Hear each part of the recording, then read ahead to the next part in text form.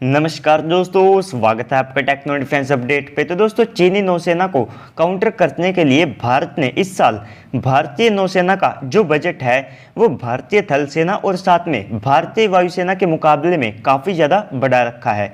भारतीय नौसेना को इस साल कैपिटल एक्सपेंडिचर का लगभग 41% शेयर मिला है। तो चीनी नौसेना का अगर आप पनडुब्बी बेड़ा देखते हैं तो वो काफ़ी ज़्यादा बड़ा है। चीन लगभग 70 के आसपास जो सबमरीन्स है उनको इस्तेमाल करता है।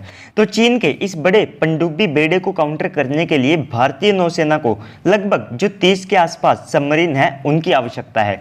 तो भारत ने इस नंबर को अचीव करने के लिए पिछले काफ़ी ज़्यादा लंबे समय से कोशिश की है और इस सब के तहत हमारा एक काफ़ी ज़्यादा खास प्रोजेक्ट यानी कि प्रोजेक्ट 75I, अगर आप उस प्रोजेक्ट को देखते हैं तो आज की तारीख में वो भारत के लिए एक फेलियर बन चुका है। ऑलमोस्ट ये जो प्रोजेक्ट है ये कोलैप्स होने के कगार पर है, क्योंकि इसमें से ज़्यादातर जो कंपनियां हैं उन्होंने अपनी एग्जिट ले ली है। तो ये बिलियंस ऑफ डॉलर का एक प्रोजेक्ट होने वाला था जिसके तहत भारतीय नौसेना को लगभग 6 जो SS के क्लास की सबमरीन है वे एक्वायर करनी थी। लेकिन ये जो प्रोजेक्ट है ये भारत के लिए एक फेलियर के तौर पर सामने आया है और इसमें कहीं ना कहीं हमारी भी गलती है, क्योंकि हमारी जो टर्म्स एंड कंडीशंस होती है वे काफ़ी ज़्यादा टफ होती है, जिसके कारण ज़्यादातर जो कंपनियां हैं वे खुद से ऐसे जो टेंडर होते हैं उनको बाहर खींच लेती है। तो दोस्तों, यहाँ से भारत को सीख लेकर के हमारा जो SSN क्लास का जो प्रोजेक्ट है उसके ऊपर काम करना चाहिए, जिसको हम सब प्रोजेक्ट 75 अल्फा के नाम से जानते हैं। तो ये जो प्रोजेक्ट है इसके तहत इंडियन नेवी को लगभग 6 SSN क्लास की सबमरीन को प्रोक्योर करना है। तो अगर आप आज की तारीख में भारत की SSN क्लास की सबमरीन को देखते हैं तो भारत के पास केवल एक ही SSN क्लास की रशियन सबमरीन थी जिसको हमने रशिया को वापस कर दिया है। और आज की तारीख में हमारे पास कोई भी SSN क्लास की एक्टिव सबमरीन मौजूद नहीं है। हालांकि हमने $3 बिलियन की डील के माध्यम से रशिया से एक और सबमरीन को एक्वायर करने का प्लान बनाया है और ये जो सबमरीन है ये हमको 2025 से लेकर के 26 तक मिल जाएगी, जिससे कि हमारे बेड़े में एक SSN क्लास की सबमरीन शामिल हो जाएगी।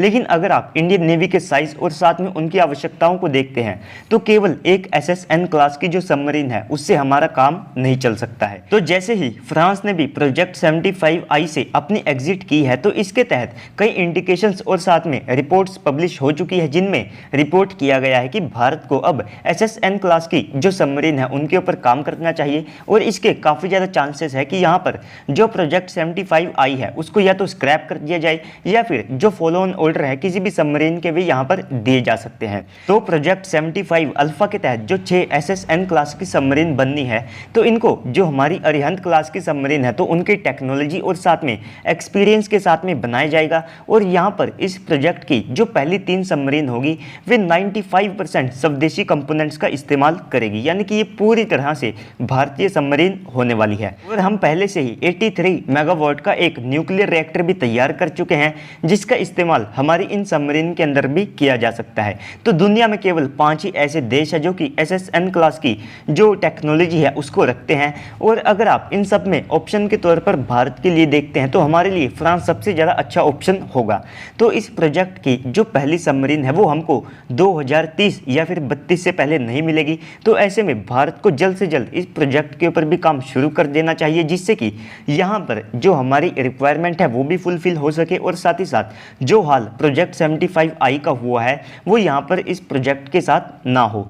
तो चीन के पास लगभग 70 के आसपास सबमरीन है जिनमें वे लगभग 11 SSN क्लास की सबमरीन को भी ऑपरेट करते हैं। तो भारत को बड़े एरिया को प्रोटेक्ट करने के लिए और साथ ही साथ हम अब क्वाड के भी मेंबर हैं, जिससे कि हमारी जो जिम्मेवारियां हैं वे भी अब काफ़ी ज़्यादा बड़ी हो चुकी है। तो इसके लिए हमें लगभग 18 कन्वेंशनल और 12 के आसपास जो न्यूक्लियर पावर्ड सबमरीन है उनकी आवश्यकता पड़ेगी। और यहाँ पर टाइम को सेव करने के लिए हमारी जो प्राइवेट कंपनियां हैं उनको भी मौका देना चाहिए, जिससे कि वे भी यहाँ पर एक्सपीरियंस को गेन करें, साथ ही साथ उनकी जो टेक्नोलॉजी है वो भी यहाँ पर काफ़ी ज़्यादा मैच्योर हो सके।